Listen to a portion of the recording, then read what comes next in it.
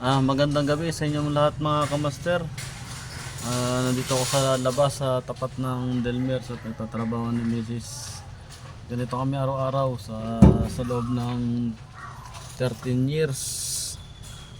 Maghapon mamamasada, sa gabi maghihintay kay Mrs. Nakapamalingki na rin ako. Ito, lulutuin ko pa isda. Ganito kami sa loob ng 13 years na pagkasama namin ni Mrs. Maghapon din siya nagtatrabaho, ako naman maghapon sa pamamasada. Pag kumita, namamalingki na. Pagdating sa bahay, magluluto. Katapano masaya po ako dahil pumasok po ako sa mundo ng content creator. Nababawasan po katapano ang konting stress ko. Nalalabas ko yung kakalugang ko, medyo yung mga kalokohan ko. Thankful ako dahil maraming sumuporta sa akin, mga followers ko, mga viewers ko. Sana po hindi po kayong bumitaw sa amin, sa akin. Maraming salamat po.